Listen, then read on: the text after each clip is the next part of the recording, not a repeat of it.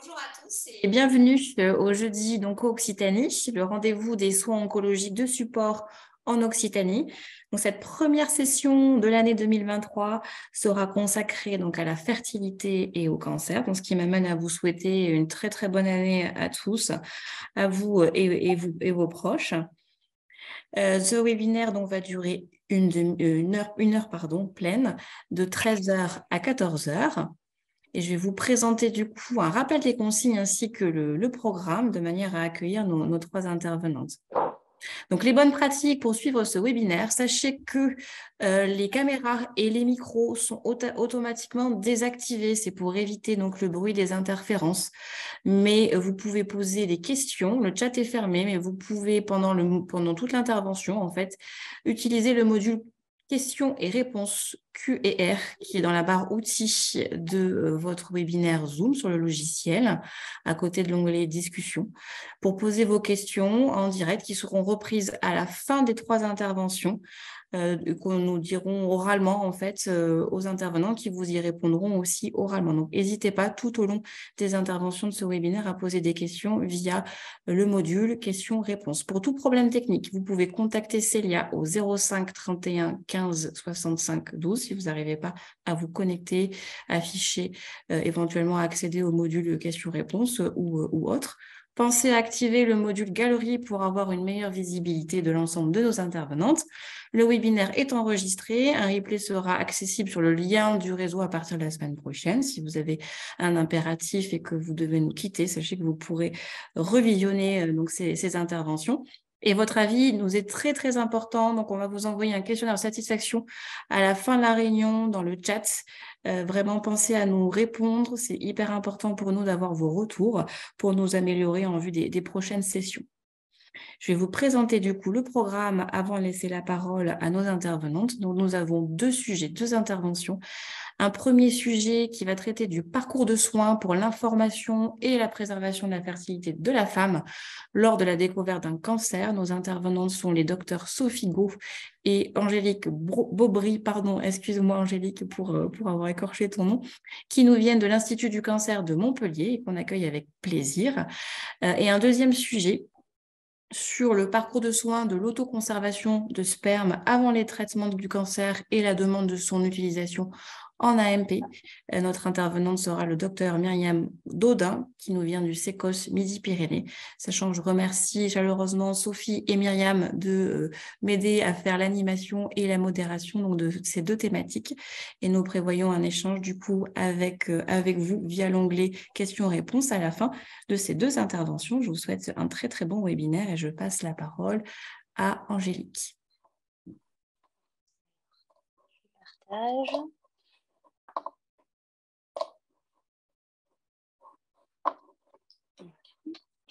Vous me confirmez, vous voyez bien le partage d'écran? Parfait. En effet, le docteur Go et moi-même allons vous parler du parcours de soins pour l'information et la préservation de fertilité de la femme au moment du diagnostic d'un cancer. Ici, représenté de façon schématique l'ensemble du parcours de fertilité. Initialement, cela débute au moment du diagnostic du cancer, puis discussion en RCP des traitements qui vont être administrés et débute alors la consultation d'annonce où va être délivrée la première information sur l'impact des traitements sur la fertilité. Une consultation d'oncofertilité va être alors proposée et donc si la patiente le souhaite, c'est à ce moment-là que nous allons la rencontrer en consultation d'oncofertilité pour discuter de l'impact des traitements sur la fertilité et de ce que l'on peut proposer pour préserver la fertilité. Chaque dossier est discuté en RCP d'oncofertilité afin de valider l'indication de la préservation et le type de préservation ou parfois de valider le fait qu'il n'est pas possible de réaliser de façon immédiate une préservation de fertilité. Vient ensuite le temps des traitements oncologiques et par la suite, nous mettons en place le suivi à distance, donc surveillance de la fertilité de la réserve ovarienne. Nous discutons éventuellement une préservation à distance et nous accompagnons un projet parental. Donc, dans cette présentation, nous allons présenter étape par étape les différentes parties de ce schéma. Alors, première étape, c'est d'adresser les patientes en consultation d'oncofertilité. Donc, pour rappel, c'est une obligation légale qui est inscrite dans la loi de bioéthique de 2004 et de 2011 et dans le Code de santé publique. Toute personne dont la prise en charge médicale est susceptible d'altérer la fertilité peut bénéficier du recueil et de la conservation de ses gamètes ou de ses tissus germinaux. Donc, c'est une obligation légale d'informer et de proposer la consultation en oncofertilité. Il y a désormais de nombreuses recommandations qui ont été émises par les sociétés savantes comme la SCO, l'INCa, l'AFSOS, etc. Ces recommandations insistent sur le fait de systématiser l'information dès la consultation d'annonce, d'adresser en consultation spécialisée et de prévoir un suivi après la fin des traitements pour la fertilité, l'initiation d'un projet parental et rediscuter aussi de l'intimité de la sexualité. L'Agence de biomédecine avait effectué une évaluation en 2015 et estimé que les personnes concernées par une préservation de la fertilité étaient autour de 17 200 personnes chaque année en France. Ils avaient étudié la population de femmes de moins de 35 ans, ce qui est un petit peu sous-estimé du coup, et des hommes de moins de 50 ans. Pourtant, l'étude Vican 2 nous avait montré en 2012 que 68% des femmes et 65% des hommes n'avaient pas eu de proposition de préservation de fertilité. Si l'on s'intéresse aux femmes en 2015, sur 5000 femmes âgées de 24 à 35 ans qui avaient eu un cancer, seulement à peu près un cinquième d'entre elles avaient pu bénéficier d'une préservation de fertilité. C'était 784 conservations d'ovocytes et 322 congélations de tissus ovariens. On voit, si on regarde les chiffres en 2017, que ça tend à s'améliorer un petit peu avec le temps. Alors, qui adresser en consultation d'oncofertilité? On vous présente ici, c'est les plaquettes d'information de l'Onco-Occitanie. Donc, en vert, vous avez le lien pour pouvoir aller sur le site retrouver ces plaquettes d'information. Donc, sur ces plaquettes, vous retrouvez notamment, en effet, qui vous pouvez adresser en consultation d'oncofertilité. Donc, toute femme de moins de 40 ans ou tout homme de moins de 60 ans, quel que soit le nombre d'enfants, le statut familial et qu'il ou elle soit pubère ou non. Je rajouterai à cela, cela concerne tout type de cancer et aussi tout stade. Ensuite, où adresser les patients? Donc actuellement, en Occitanie, en 2020 et encore aujourd'hui, il y a 6 centres agréés, 2 sur Toulouse, 2 sur Montpellier, 1 sur Nîmes et 1 sur Perpignan. Toujours sur ces plaquettes du réseau Onco-Occitanie, vous pourrez retrouver les coordonnées que nous avons remises ici de ces différents centres. Deuxième étape, donc la consultation d'oncofertilité en elle-même. Elle se décompose en 3 grands temps. Un temps autour de l'information sur la toxicité potentielle des traitements sur la fertilité, une évaluation de la réserve ovarienne et une explication des techniques de préservation de fertilité qui pourraient être envisagées. C'est un temps dans lequel nous abordons aussi la contraception même pendant les traitements. Donc, dans un premier temps, nous informons les femmes sur la réserve ovarienne, le stock de follicules, le fait que ce stock diminue avec l'âge, comme on le voit sur cette courbe noire ici, et le fait que les traitements qu'elles vont recevoir vont potentiellement impacter ce stock d'ovocytes, plutôt en suivant la courbe rouge ici, de façon plus ou moins importante selon la toxicité du traitement envisagé. Nous évaluons alors la réserve ovarienne. Donc, cela se fait de 2 façons, par compte des follicules en trop, par échographie endovaginale. Ici, on voit un ovaire avec chaque rond noir représente un follicule. Et nous réalisons aussi un dosage de l'AMH. Donc, c'est une hormone qui est sécrétée par les follicules en développement. On voit sur ce petit tableau que ce taux d'hormone diminue avec l'âge. C'est un reflet de la réserve ovarienne qui est complémentaire au CFA et qui est aussi, de façon intéressante, prédictive de la réponse ovarienne à la stimulation que nous pouvons effectuer en préservation. Nous discutons ensuite de l'impact des traitements. Donc, si l'on considère la chimiothérapie, cela va dépendre du protocole de chimiothérapie utilisé. Comme on le voit dans ce tableau, certaines molécules ont un risque plutôt faible à intermédiaire de diminuer la fertilité, alors que certaines molécules de chimiothérapie sont à haut risque, voire très haut risque de diminuer la fertilité. Et cela va dépendre de la dose reçue aussi, évidemment. Nous faisons donc des calculs de la dose reçue en équivalent dose cyclophosphamide, dont on sait que le seuil de 6 grammes par mètre carré induit une insuffisance ovarienne sévère. À noter, petite remarque, par exemple, sur une chimiothérapie de cancer du sein, on est à 1,8 g par mètre carré, donc finalement une toxicité qui reste modérée à titre indicatif. Ensuite, concernant la radiothérapie, bien, cela va dépendre de la dose reçue aux ovaires et à l'utérus. À partir de 6 G sur les ovaires et de 15 à 30 G sur l'utérus, il y a un impact important sur la fertilité. Concernant la chirurgie, évidemment, s'il y a une indication d'ovariectomie ou d'hystérectomie, il y a un impact évident sur la fertilité. Et sur les autres thérapeutiques, hormonothérapie, immunothérapie ou thérapie ciblée, notamment, dont j'en ai cité certaines ici, il n'y a pour l'instant pas d'impact direct reconnu sur la fertilité. En revanche, il existe un report du projet parental dans le temps, et on sait que le temps diminuant la réserve ovarienne, cela peut impacter la fertilité. Troisième étape, la préservation de fertilité en elle-même. Donc, cela est discuté en RCP, donc co-fertilité. Nous réfléchissons un petit peu selon ce logigramme que vous voyez ici pour les femmes pubères de moins de 38 à 40 ans. On réfléchit s'il y a déjà un projet de grossesse ultérieur, notamment s'il y a une hystérectomie ou une radiothérapie pelvienne, cela l'impacte fortement. Dans ces cas-là, on met plutôt en place des mesures d'accompagnement, on discute d'autres types de projets parentaux et on peut discuter une transposition ovarienne à visée notamment de protection hormonale. S'il y a un projet de grossesse ultérieure, les techniques vont dépendre du délai que l'on a avant le début des traitements oncologiques. Un traitement urgent, voire débuté, nous allons plutôt proposer une congélation de cortex ovarien, voire un petit peu plus récemment une technique de maturation in vitro des ovocytes. Si on a un petit peu de délai, notamment 2 semaines, on va plutôt réaliser une vitrification ovocytaire après stimulation ovarienne. Cette vitrification pourra être aussi proposée plus tard dans le temps à distance des traitements oncologiques. Donc, la décision de la technique se fait en RCP local et pour les cas complexes en IRCP national. Le choix donc dépend, comme je le disais, de la patiente en fonction de ses antécédents, de ses comorbidités puis de ses souhaits, de la maladie, le type de cancer, le stade, la possibilité ou non de réaliser une stimulation hormonale et le délai avant le début des traitements. Cela dépend ensuite du type de traitement oncologique comme on l'a vu. Une fois que nous avons validé et décidé de la technique, des consultations groupées sont organisées dans un centre agréé où la patiente rencontre successivement le gynécologue spécialiste de la fertilité, le biologiste de la reproduction, l'anesthésiste, plus ou moins le chirurgien, la sage-femme pour l'éducation thérapeutique et le suivi, et on propose systématiquement un entretien avec un psychologue. Je laisse la parole à Sophie. Voilà, donc maintenant, on va parler un petit peu de ces différentes techniques. Donc, la première dont on va parler, c'est la stimulation et la congélation d'ovocytes matures. Donc, pour cela, ça va nécessiter, comme l'a dit Angélique, une stimulation hormonale pendant 14 jours. On va surveiller par échographie et par prise de sang la croissance de ces follicules. Comme on voit là sur l'échographie par rapport à tout à l'heure, ils sont plus gros.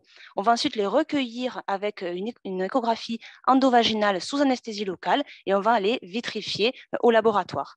L'avantage de cette technique, c'est que ça permet de congeler directement les gamètes qu'on pourra après utiliser. L'inconvénient, c'est que ça nécessite une réserve ovarienne suffisante, que ça nécessite une stimulation hormonale, donc ce n'est pas toujours possible en fonction du type de cancer, qu'il y a un délai nécessaire de 14 jours. Là aussi, si on a une chimiothérapie urgente, ça ne va pas être possible, qu'il y a toujours des risques qui sont liés à la stimulation hormonale, à la ponction. Par exemple, lors de cancers avec atteinte du péritoine, le fait de faire une ponction pour des ovaires, on peut disséminer éventuellement des cellules qui seraient dans le péritoine. Donc, pas toujours adapté à tous les types de cancers. Donc, pourquoi il faut une bonne réserve ovarienne? Parce que, comme on peut voir sur ce graphique, qui représente la probabilité d'avoir au moins une naissance vivante en fonction du nombre d'ovocytes matures recueillis, et les différentes courbes que l'on voit, là on ne voit pas très bien les couleurs, mais ça représente les âges, on voit qu'il y a quand même une cassure sur la courbe des 38 ans. Donc, avant 38 ans, pour 20 ovocytes recueillis, on a 90% de chances de grossesse, donc c'est quand même une bonne technique. Après 38 ans, pour 20 ovocytes recueillis, on n'a plus que 50% de chances de grossesse. Et encore, à 40 ans, c'est difficile d'obtenir 20 ovocytes, puisqu'on a vu tout à l'heure que la réserve ovarienne diminuait fortement avec l'âge. Autre technique qu'on va pouvoir proposer, c'est la congélation, ce coup-ci, de cortex ovarien. Donc ça, c'est plutôt adressé à des femmes très jeunes, avec des traitements qui sont à très haut risque gonadotoxique, ou bien lorsqu'il y a une contre-indication à la stimulation hormonale. Cette technique va se réaliser sous célioscopie. On va aller prélever, là, comme on peut voir sur l'image, un morceau d'ovaire, parfois un ovaire entier. On va réaliser des petits fragments qu'on va congeler. Et ensuite, ces petits fragments, on pourra éventuellement ultérieurement les réimplanter, principalement pour au moins rétablir une fonction endocrine, mais aussi pour pouvoir avoir des grossesses, soit en spontané, soit médicalement assistées. Ces petits greffons, leur durée de vie est de quelques mois à plusieurs années, donc ce qui peut éventuellement laisser la possibilité de faire plusieurs grossesses. L'avantage de cette technique, c'est qu'elle est réalisée sans délai, donc elle peut être faite même en cours de chimiothérapie. L'inconvénient, c'est que ça nécessite une chirurgie, une très bonne réserve ovarienne là aussi, donc plutôt adressée aux patientes jeunes, et que dans certains contextes, là aussi, de cancer pelvien ou du péritoine, il y a un risque de réimplanter les cellules malignes au moment où on regreffe les fragments. Du coup, il y a de la recherche qui est effectuée, qui est en cours pour ne pas avoir à réimplanter ces fragments. Ce serait de pouvoir faire de la folliculogénèse in vitro. Autre technique, la maturation in vitro. Donc là, le but, ce serait, au lieu d'avoir des ovocytes matures, ce serait d'avoir des ovocytes immatures, donc qui n'auraient pas besoin d'avoir été stimulés. Donc pour les personnes qui seraient contre-indiquées aux stimulations hormonales, Ces ovocytes immatures, on les récupère soit comme tout à l'heure par ponction transvaginale, soit sur les pièces d'ovariectomie lors de cortex ovarien par exemple. Et ensuite, on les mature au laboratoire. Donc comme on peut voir sur le schéma de droite, un ovocyte il est dit mature lorsqu'il présente ce fameux corpuscule polaire. L'avantage, c'est que là aussi, c'est réalisé sans délai. Par contre, ça nécessite une bonne réserve ovarienne. Et puis, c'est une technique qui est assez récente. Donc, pour le moment, en contexte de fertilité, il a été observé 4 naissances. Mais dans le monde, pour d'autres contextes, notamment dans les SOPK ou d'autres maladies, on a plus de 5000 naissances dans le monde. Donc, une technique qui est prometteuse. Autre technique de préservation de fertilité, là plutôt, c'est en cas de radiothérapie pelvienne. Donc, on a vu quand il y avait une radiothérapie sur les ovaires ou sur l'utérus, ça compromettait grandement la fertilité. Donc, ce qu'on peut faire pour les ovaires, c'est de les transposer. C'est-à-dire, là aussi, par célioscopie, on va aller prendre les ovaires et les mettre dans les gouttières pariétocoliques pour les éloigner du champ d'irradiation. Cela permet de diminuer la dose reçue par les ovaires de 5 à 10%, de préserver la fonction endocrine et éventuellement, lorsqu'on fait cette intervention, on peut aussi prélever du cortex pour augmenter les chances. L'inconvénient, c'est qu'on a à ce jour peu de données sur les chances de grossesse ultérieures et que si on irradie en concomitant, de façon concomitante l'utérus, il n'y a pas plus de possibilité d'utiliser ces ovocytes puisque tu auras pu y avoir de chances de porter la grossesse. Donc, qu'est-ce qu'on peut faire pour cet utérus? Donc là aussi, les recherches sont en cours. C'est encore très expérimental, mais il est éventuellement possible, l'utérus, de le transposer lui aussi. Donc, pour l'éloigner du champ d'irradiation, il y a 2 cas qui ont été décrits dans la littérature, et notamment une patiente de 39 ans qui avait un cancer du canal anal, chez qui on a transposé l'utérus et les ovaires, qui a pu avoir un bébé né par césarienne. Donc, ça pourrait être pas mal aussi, mais c'est très expérimental et pas du tout fait en routine. Autre technique, ce serait le scaphandre utérin. Donc, ce serait mettre en place un ballon d'acide hyaluronique ou de collagène entre l'utérus et le rectum, dans les cas de cancer du rectum qui doivent être irradiés pour protéger l'utérus. C'est fait pour la prostate. Donc, sur ce modèle-là, on pourrait éventuellement le faire pour l'utérus. Encore une fois, c'est des techniques qui ne sont pas du tout développées en routine et qui restent expérimentales. Donc, toujours lorsqu'on explique ces techniques aux femmes, on va aussi leur présenter un petit peu les résultats qu'elles peuvent espérer en termes de grossesse. Donc, pour la congélation de cortex ovarien, on peut espérer 21 à 40% de grossesse en moyenne. Donc, à ce jour, 150 enfants sont nés dans le monde par cette technique. La maturation in vitro, donc c'est une technique qui est plus récente, comme on a vu. Pour l'instant, en contexte de cancer, on a eu 4 naissances. La vitrification ovocytaire, qui est quand même un peu plus connue, on peut espérer 5 à 7% de naissances par ovocyte congelé, 34% de naissances par embryon transféré, et à ce jour, on a 900 enfants qui sont nés dans le monde par cette technique. On n'en a pas vraiment parlé dans ce diapo, mais on peut aussi parfois congeler des embryons, donc en utilisant les spermatozoïdes du conjoint de la patiente, mais ce n'est pas quelque chose qu'on fait trop en préservation de fertilité parce qu'on s'adresse à la fertilité de la femme et pas du couple. Quatrième phase, donc ça va être l'après-cancer. Donc, une fois que les traitements oncologiques sont passés, comment on va accompagner ces femmes dans leur projet parental? Donc, on va mettre en place un suivi, donc d'abord clinique pour voir si la dame récupère des cycles menstruels, biologique en dosant donc l'AMH à 6 mois, 1 an et 2 ans après la fin de la chimiothérapie et compter les follicules en trop qui restent à la fin des traitements. Et on pourra, dans un deuxième temps, proposer une vitrification ovocytaire un petit peu à distance de la chimio. Donc, il faut compter entre 18 à 24 mois après la dernière cure de chimiothérapie. Ensuite, ce projet parental, on va le discuter toujours en RCP avec l'oncologue de la patiente, le gynécologue, le couple. Et ensuite, on va pouvoir autoriser une grossesse selon les cas. Cette grossesse, elle sera bien sûr spontanée dans un premier temps ou aidée en cas d'échec. Si on n'a pas pu congeler les ovocytes ou que les ovocytes sont de mauvaise qualité, on peut toujours faire appel à un don d'ovocytes. Cependant, la liste d'attente est assez longue en France. Et puis, il y a d'autres projets parentaux comme l'adoption. Alors là, on voulait vous présenter un petit peu, est-ce que ces dames qui ont congelé les ovocytes, comment est-ce qu'elles réutilisent leurs ovocytes?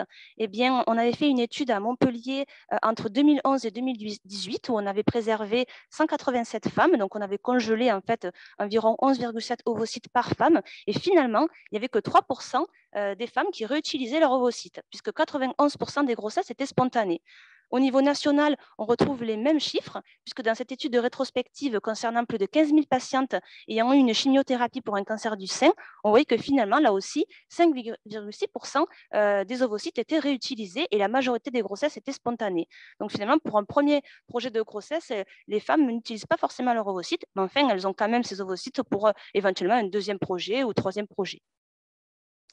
Donc là, on vous a remis donc, les différents centres pour adresser les patientes. Et puis enfin, comment on peut faire pour essayer d'améliorer le parcours de soins? C'est bien sûr améliorer la visibilité de la consultation d'oncofertilité, donc par l'intermédiaire des plateformes, par les webinaires comme on fait aujourd'hui, par les congrès. On a un DU aussi de préservation de fertilité qui existe en Occitanie. Et puis on vous a remis les différents sites, les référentiels où trouver les informations. Donc c'est surtout le référentiel de l'INCa sur la préservation de la fertilité, les référentiels AFSOS, et puis bien sûr nos petites plaquettes de l'Onco-Occitanie. Voilà, merci de votre attention. Merci beaucoup à Angélique et Sophie pour cette présentation très intéressante et très très bien menée. Nous avons une question, j'ai vu, de Marion que nous poserons à la fin de la deuxième intervention.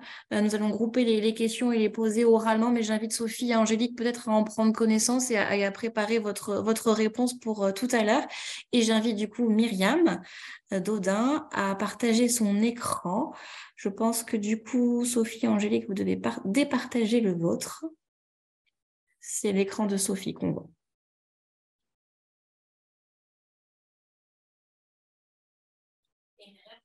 Non, pas aussi, il va falloir vous démuter.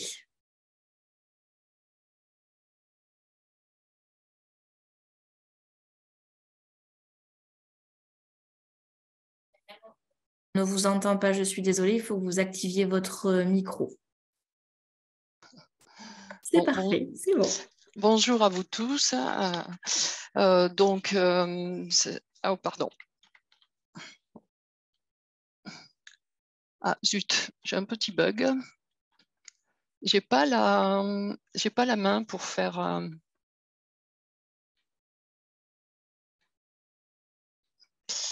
Zut.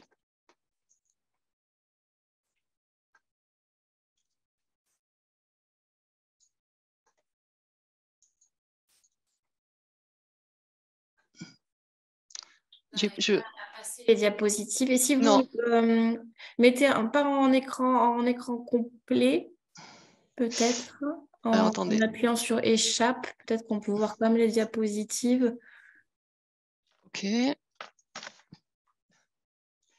J'appuie sur échappe, hein, ça fait rien. Et je peux... Ah, ça y est, sinon ça se passe. C'est bon, très bien. Donc bonjour à tous, pardon pour ce petit problème technique. Donc bien sûr, je remercie les organisateurs des Jeudis Onco Occitanie de m'avoir confié cette présentation.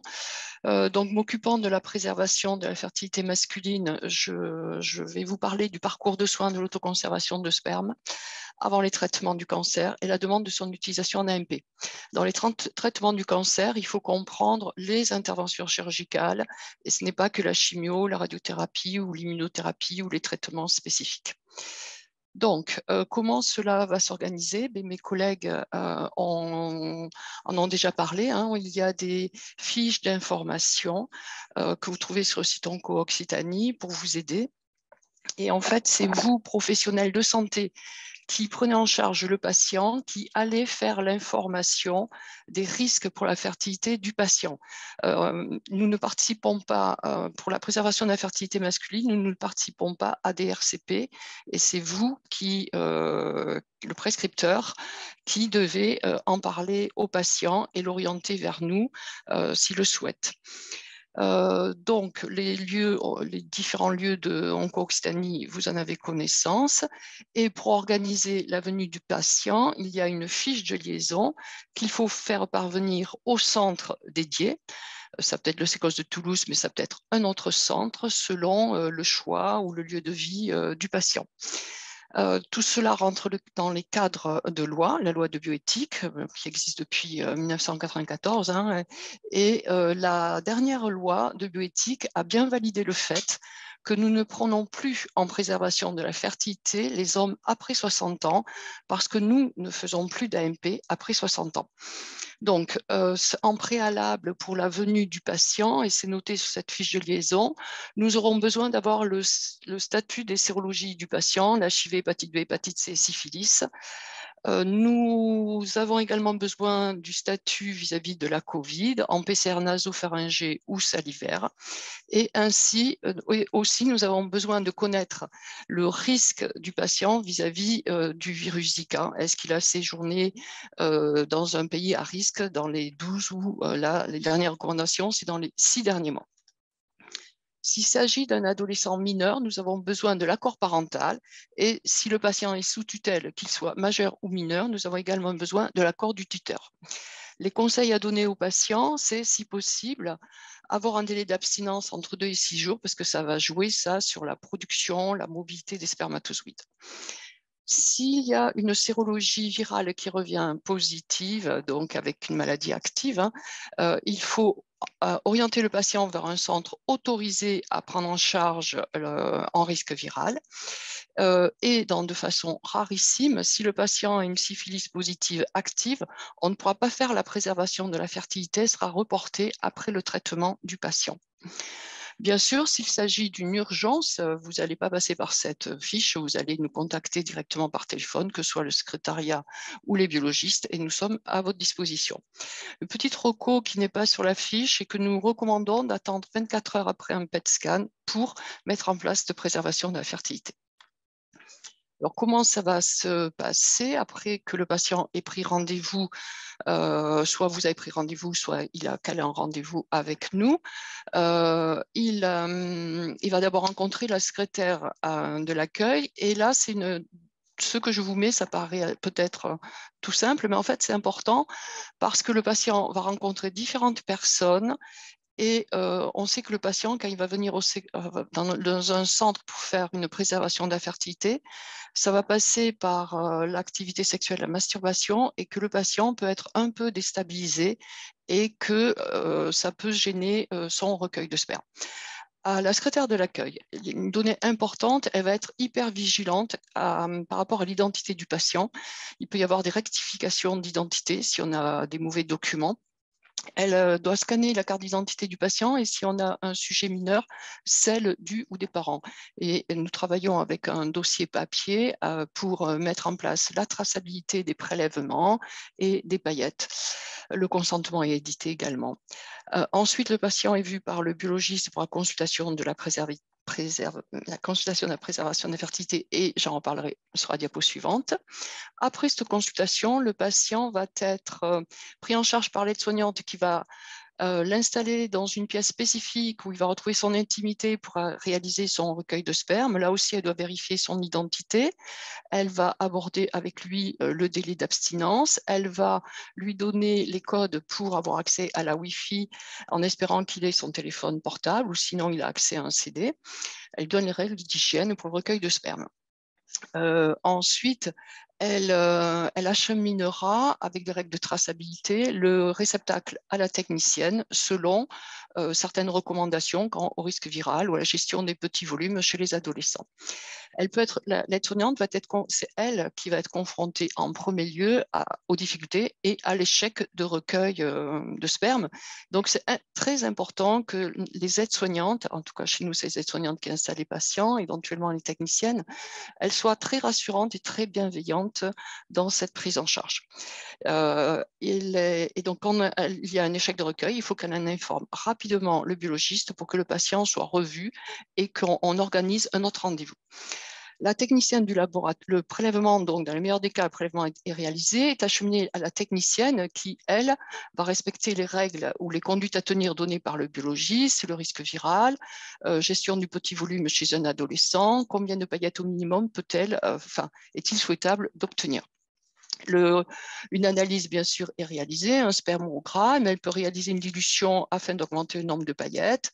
Et ensuite, les procédures de congélation sont mises en place, stockage dans 2 cuves et toute la traçabilité, c'est important parce que c'est des années plus tard, peut-être, qu'on aura besoin de retrouver ces paillettes. Alors, c'est la technicienne qui va informer le biologiste lorsqu'on va se retrouver confronté à une situation difficile qui est l'azospermie.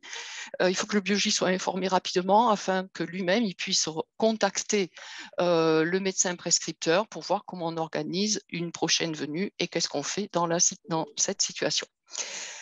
Il faut savoir que en fait, le médecin prescripteur peut avoir le résultat dans les 2 heures qui suivent la réalisation de l'éjaculat.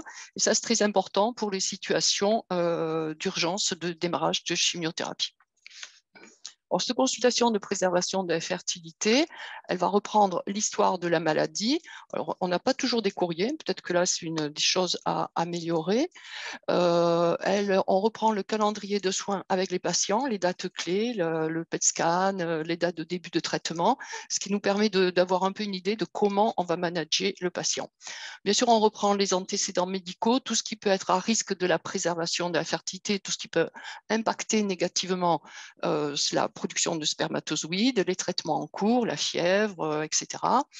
Et on évalue le projet d'enfant, la situation familiale.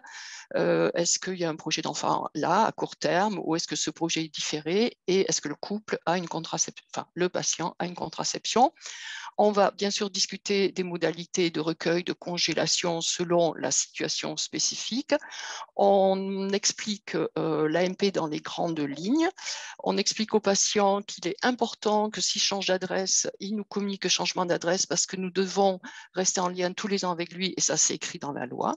Et il est important c'est important aussi que le patient ait son ALD, qui soit bien rentré dans notre logiciel, afin qu'on ne facture pas les frais de conservation. Le consentement à la préservation est signé, et s'il s'agit d'un patient mineur, il nous faut la signature aussi d'un parent. Il faut savoir que cette consultation, quand on prend en charge un adolescent, un mineur, elle va se faire en 2 temps. On aime bien la faire en présence du parent, et puis lorsqu'on va aborder la question de la sexualité, du savoir-faire de la masturbation, on verra l'adolescent tout seul pour le protéger et qu'il soit plus à l'aise pour en parler. Les conseils primordiaux de cette consultation, c'est de dire aux patients, et j'imagine que les collègues qui mettent en place les traitements en parlent avant nous, c'est que le patient devra respecter une contre-indication, entre guillemets. En tout cas, on lui conseille de ne pas concevoir pendant toute la durée du traitement et jusqu'à 1 à 2 ans après, en raison des effets mutagènes des traitements. Et on recommande aux patients de venir réaliser un spermogramme de contrôle à distance d'1 an de la fin des traitements. Et on va lui donner un peu aussi nos règles minimales d'utilisation de paillettes, qui sont qu'on on lui demande d'attendre au moins 1 an après la fin des traitements pour faire cette demande d'utilisation des paillettes en AMP. Alors ça, c'est de façon globale, et bien sûr, il y a des cas particuliers à cette situation. Confronté à un sperme à risque viral, que ce soit un sperme VIH, hépatite B, hépatite C, quelle que soit la charge virale, qu'il soit Covid positif ou d'autres virus, pourquoi pas, on va laver le sperme. Alors depuis mai 2022, on ne lave plus le sperme d'un patient à risque Zika, mais par contre, on fera un test PCR ensuite lorsque le couple demandera l'utilisation des paillettes en AMP. Donc, on a quand même besoin d'avoir l'info des voyages pour donner les bonnes informations aux patients. Ces techniques de lavage, ça va être dans un premier temps un gradient de densité. On va débarrasser les spermatozoïdes du liquide séminal, des cellules et des particules virales, qui peut être suivi d'une migration ascendante. On va faire migrer le culot des spermatozoïdes dans un tube et on va récupérer la fraction migrée. Et la migration ascendante, on le fait vraiment lorsqu'on est confronté à un patient VIH avec des charges virales très actives. Ce qu'il faut savoir, c'est que tous les laboratoires n'ont pas l'agrément pour traiter le sperme en risque viral, et que c'est des demandes qui se font par les laboratoires, et donc je ne vous ai pas donné le statut de mes collègues par rapport à ça, parce que c'est un statut qui peut changer. Malheureusement, nous allons être confrontés à des échecs de recueil de sperme qui, chez le sujet adulte, va de l'ordre de 1,4 à 3,2%, et qui, dans la population des adolescents, est plus important, peut aller, selon les publications, de 7 à 16%, et qui, chez l'adolescent, va être lié à son immaturité sexuelle, dans le contexte stressant de la préservation de la fertilité. Nous pouvons l'aider à l'éjaculation, à savoir il peut faire le recueil avec ça ou son partenaire. Ce qui pourrait être bien de supprimer le temps ou la journée où le patient vient faire son recueil de sperme, de supprimer les médicaments antalgiques, les dérivés morphiniques, parce qu'on sait qu'ils vont impacter négativement l'érection. Avoir accès à des films porno, malheureusement, c'est interdit pour les ados, donc on demande aux parents. Si on est en difficulté, si on a un sexologue, on peut mettre en place une consultation sexo. Et on a aussi la marge de manœuvre avec les médicaments, les inhibiteurs de la phosphodiestérase 5, qui, eux, peuvent nous aider. Nous, on aime bien le Spedra parce qu'il agit rapidement en 30 minutes, mais il y a des contre-indications médicales qu'on peut retrouver notamment dans les pathologies hématologiques, insuffisance hépatique, insuffisance rénale, etc. Et ça ne marchera pas sur les gros problèmes psychologiques. Alors, dans notre pratique, nous n'allons pas au-delà de 2 tentatives de recueil de sperme, parce qu'au-delà, nous pensons que nous ne sommes pas dans la bienveillance vis-à-vis du patient et qu'on est dans la boucle négative d'un échec. Confronté à des patients qui sont azospermes, c'est-à-dire qu'on n'a pas pu congeler, il y a des solutions. La solution la plus fréquemment utilisée va être l'oncothésée. On est confronté à une azospermie pour laquelle, en fait, on n'a pas le temps d'établir un diagnostic. On ne sait pas si elle est excrétoire, excrétoire. Et ce qu'on peut faire, c'est, avec bien sûr au préalable l'accord du médecin qui suit le patient, l'accord de l'anesthésiste, pouvoir opérer, bien sûr, à l'accord du patient.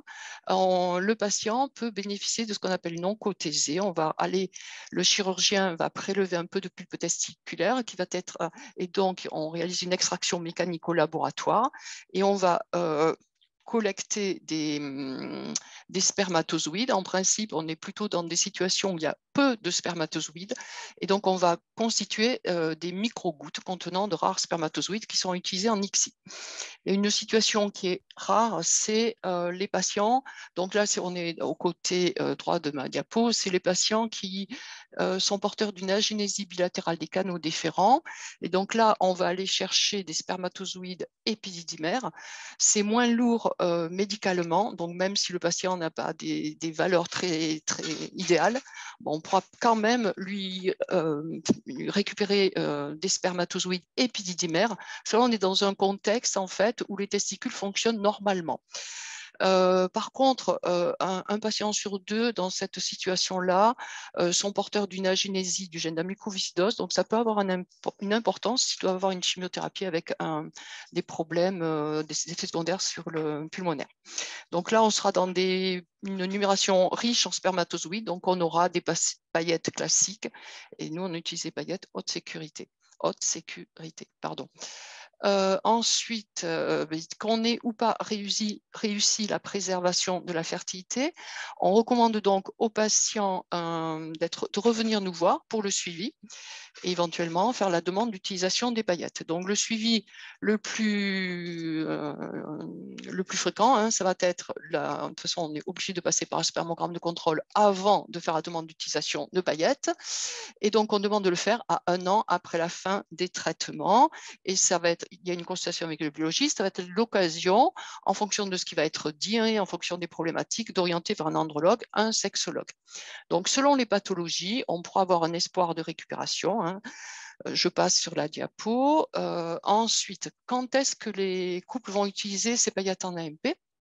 Alors, il y a en fait très peu de patients qui demandent l'utilisation des paillettes. On a entre 5 et 12%. On est confronté, bien sûr, on ne retrouve pas de spermatozoïdes dans le spermogramme, ou lorsqu'on est confronté à une très faible production de spermatozoïdes qui ne permettra pas une conception naturelle. Donc, dans le meilleur des cas, c'est bien d'attendre une licence d'1 an après la fin du traitement, ce qui peut permettre d'avoir le patient en rémission et pouvoir le prendre en charge plus sereinement. Là, les demandes d'utilisation de paillettes sont discutées en staff multidisciplinaire et peuvent être également invités les infectiologues et pathologues si le patient a un risque viral. Donc, il faut savoir que là, la loi du biotique nous oblige à reporter, si dans l'intérêt de l'enfant, un projet parental. Dans certaines situations très difficiles, on peut se faire éclairer par la commission d'éthique du CHU. Et il faut savoir que les paillettes, elles appartiennent au patient. Et en fait, le patient, il peut transférer ses paillettes dans un autre centre. Ça, ce n'est pas un souci. Par contre, si le patient veut amener ses paillettes dans un autre pays, il faudra une demande d'autorisation auprès de l'agence de biomédecine qui a l'autorisation de ne pas donner l'accord dans certaines situations. Alors, ces paillettes utilisées en AMP, est-ce que ça marche? Globalement, oui. Vous voyez dans ce tableau différentes situations, donc différentes années également, ça va de 2008 à 2015. Où en fait, c'est dans le cadre de le taux d'utilisation est faible hein, dans les populations de tout cancer. Vous voyez, ça va de 8 à 11%. Et les taux de réussite, donc l'obtention d'un enfant vivant ramené à la maison, vont de 40 à 62%. Et dans le cadre après greffe, vous voyez que le taux d'utilisation est important et le taux d'avoir un enfant vivant ramené à la maison est bien sûr très élevé. Donc voilà, donc en fait, quand même, on est dans des situations où les couples peuvent espérer obtenir un bébé avec l'utilisation de leurs paillettes. Donc, cette diapo, c'est simplement pour vous faire une synthèse de la prise en charge. Les patients vont faire 1 ou 2 recueils de sperme. Ils sont traités par le cancer, ils reviennent. On a des recommandations à leur donner. On a un contact annuel pour leur poser la question est-ce qu'ils veulent ou pas détruire les paillettes. Et ils reviennent nous voir ensuite pour utiliser les paillettes dans le cadre de leur projet d'enfant et qui fait partie aussi de nos missions. Donc voilà, je vous remercie et je vais répondre aux questions. Voilà. Merci beaucoup Myriam pour cette présentation très très claire. Alors il y a 2 questions sur le module questions-réponses. N'hésitez pas, je m'adresse aux participants, notamment ceux qui ont des mains levées, à écrire vos réponses de manière à ce que nous puissions les exposer oralement à nos intervenantes qui vous apportent une réponse orale parce qu'on ne peut pas démuter tout le monde et je m'en excuse. Une question, vous avez déjà répondu Sophie et Angélique à Marion à sa question, mais peut-être vous pouvez recommenter éventuellement ou réitérer votre réponse orale pour peut-être les participants qui se sont connectés après. Donc, je vous la pose pour que tout le monde l'entende. Peut-on adresser un patient en consultation d'oncofertilité si son traitement a déjà débuté? Par exemple, une chimiothérapie néoadjuvante qui a déjà été administrée. Oui, tout à fait. Donc, du coup, en effet, on en avait parlé dans le diaporama. Alors, c'est sûr que c'est mieux si on les voit avant, de toute façon, pour qu'ils aient les informations avant. Ça, c'est l'idéal.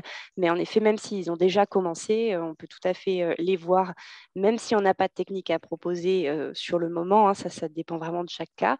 Mais les voir pour au minimum l'information et puis organiser après le suivi.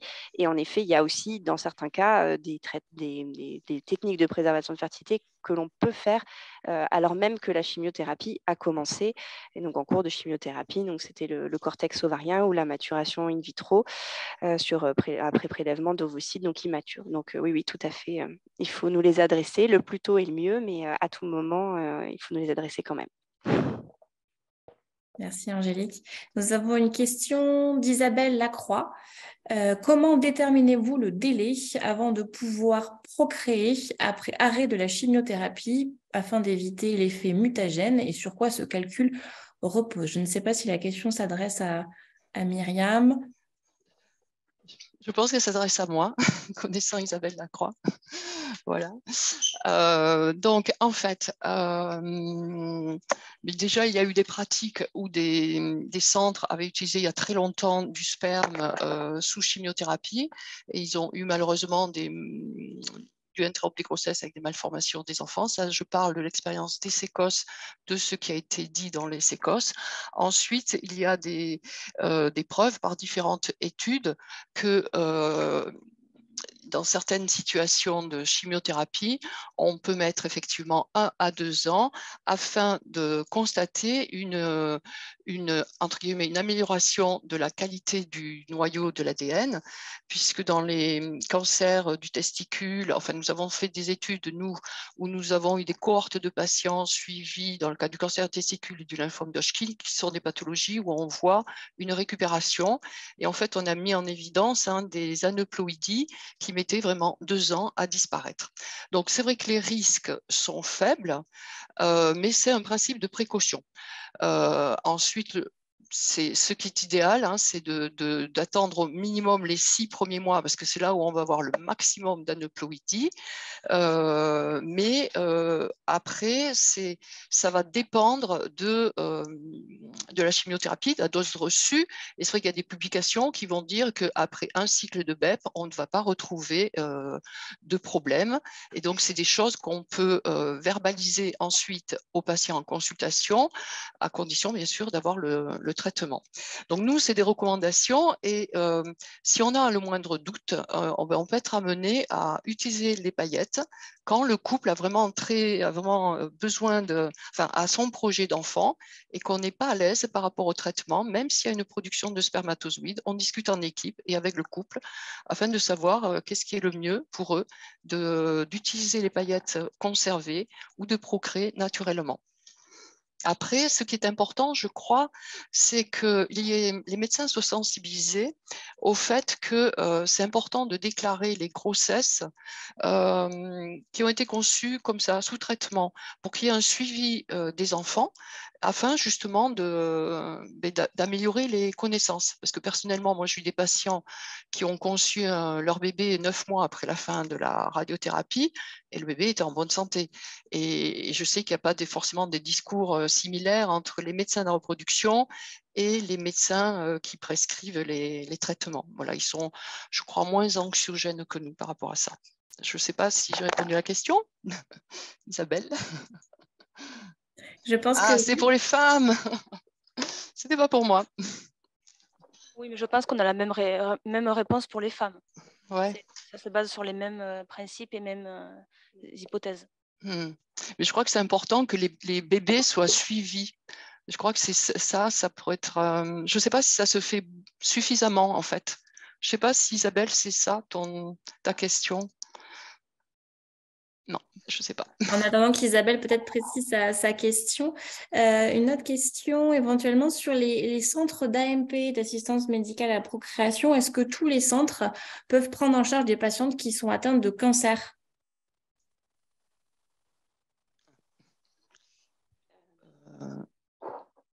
Est-ce que tous les centres d'AMP, c'est ça? Pardon, j'ai été... Oui.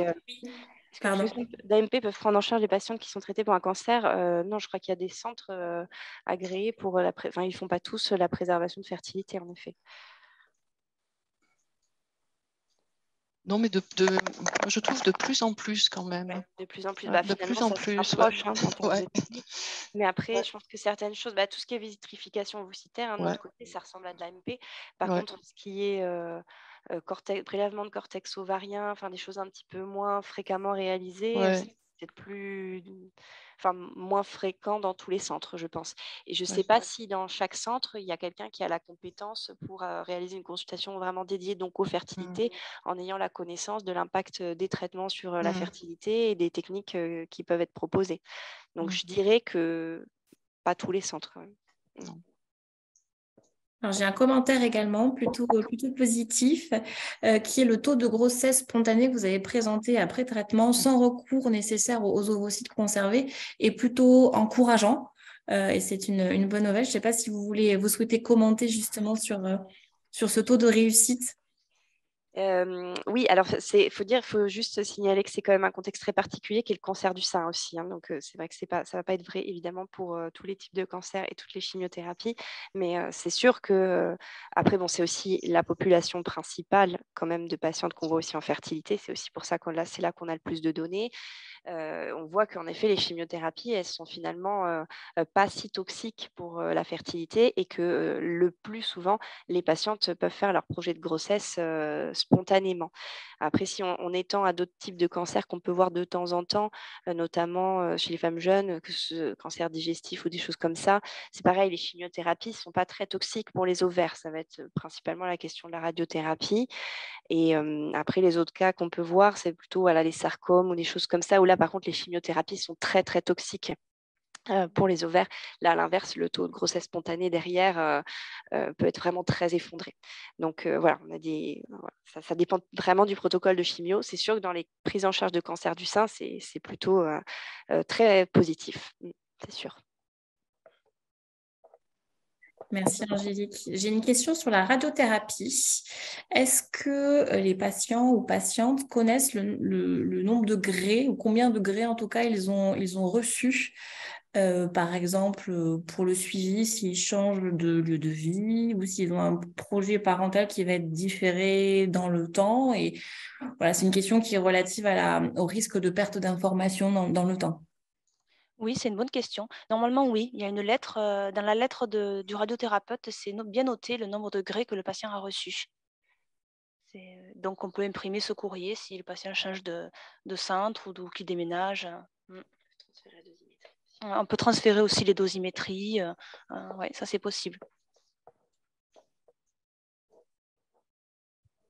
Oui, moi, pardon, hein, c'est Nathalie qui parle, donc vous ne me verrez pas à l'écran parce que j'ai un problème de caméra. Je voulais rebondir sur la question du suivi des enfants dans le temps, qui est une question majeure.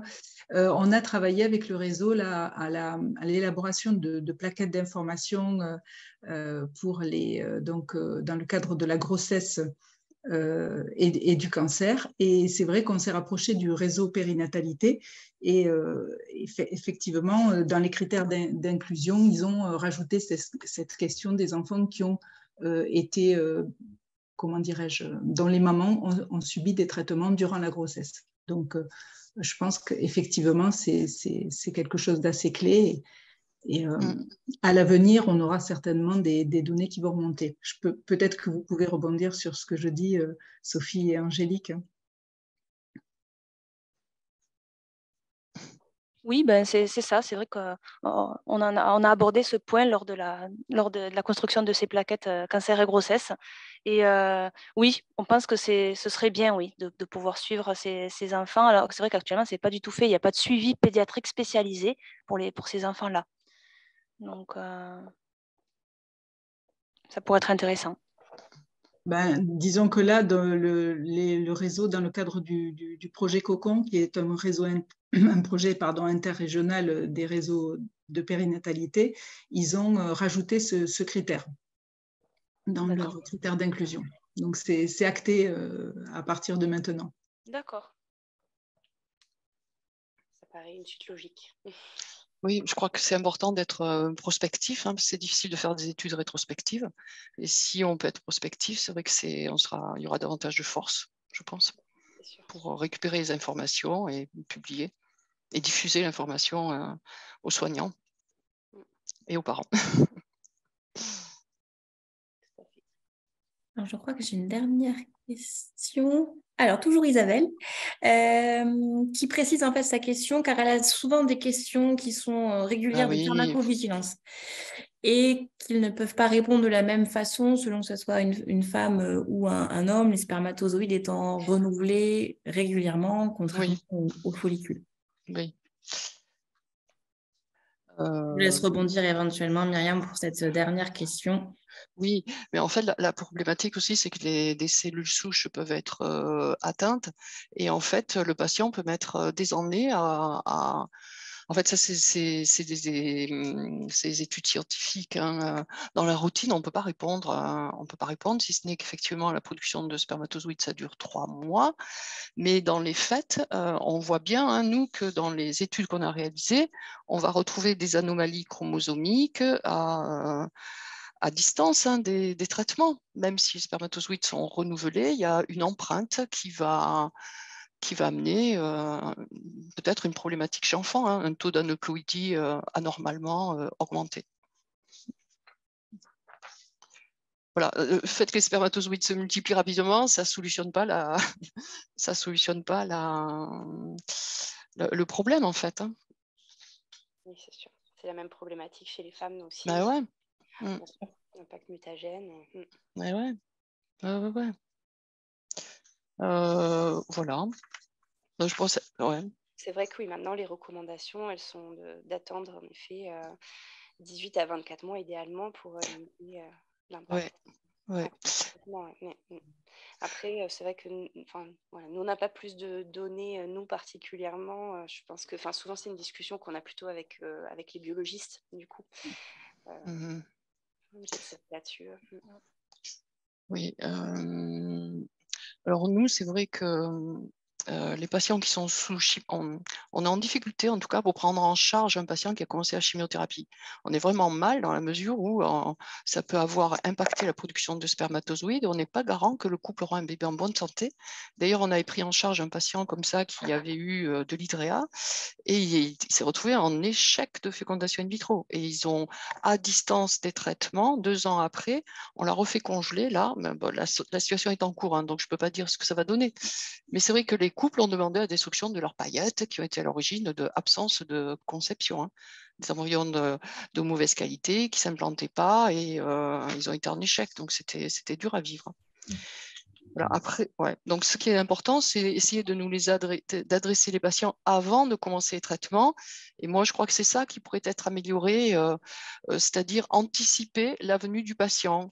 Alors, je ne suis pas dans les murs hein, de l'oncopole, hein, mais c'est vrai que si, dès qu'on a une info d'une préservation d'un patient jeune, ben, forcément, il y aura une préservation de la fertilité. Et peut-être qu'on peut anticiper, essayer de caler un rendez-vous.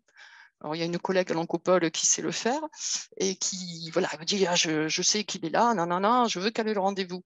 Et en fait, c'est bien de faire ça. C'est bien parce que si la solution se détériore, si sa situation se détériore, ben, au moins on le prend, on essaie de le prendre le plus rapidement possible. Après, peut-être que dans les équipes périph', c'est un peu compliqué aussi, où les patients, enfin, il y a des situations de patients qui passent d'un médecin à l'autre. Enfin, il y a parfois des situations très difficiles, en fait. Hein. Très, très difficiles. Des gens qui ont traîné pour avoir le bon diagnostic. Et donc, après, ils sont dans une situation, mais c'est difficile de faire la préservation de la fertilité. Mais ça, c'est pas moi qui peux en parler, hein, c'est mes collègues. Mais bon, après, on a des échecs de recueil de sperme parce que le patient est vraiment très mal. Et c'est dommage. Et c'est dommage qu'on en arrive à ça, je trouve. Voilà. C'est sûr que le plus tôt reste le mieux, ça. Ouais. Et en fait, c'est vrai que alors c'est vrai qu'on ne travaille plus le samedi matin, nous, ici, mais c'est vrai qu'on est quand même disponible à répondre au téléphone, à organiser des choses. Et j'imagine que tout le monde est pareil. Donc, vous pouvez nous déranger. Bah, écoutez, ça sera le mot de la fin, justement. Bah, écoutez, merci beaucoup, Myriam, Sophie, Angélique. Il est 13h59, donc le timing est respecté. Merci pour la qualité de vos interventions, pour avoir pris le temps de répondre aux questions, pour votre disponibilité. Je vous renvoie le questionnaire de satisfaction. On insiste un peu, on est désolé, mais c'est vraiment important pour nous d'avoir votre retour pour l'organisation des prochains jeudis d'Onco-Occitanie. Donc, le replay sera en ligne à partir de la semaine prochaine. Et on diffusera également sous réserve de l'accord de nos intervenantes leur présentation au format PDF pour que vous puissiez vous y référer également en plus du replay. N'hésitez pas si vous avez des questions à nous les envoyer ou les envoyer directement à nos intervenantes où on leur fera passer. Merci beaucoup. Je vous donne rendez-vous pour les prochains jeudis d'Onco-Occitanie. La prochaine date est calée au jeudi 9 mars 2023. Pour une session qui sera dédiée à la douleur et au cancer, et notamment aux interventions non médicamenteuses. Donc, on vous attend nombreux le 9 mars prochain. Et d'ici là, je vous souhaite un bon appétit pour ceux qui n'ont pas mangé et une bonne après-midi à tous. Merci beaucoup et à très bientôt. Au revoir. Merci beaucoup. Merci. Au revoir. Au revoir.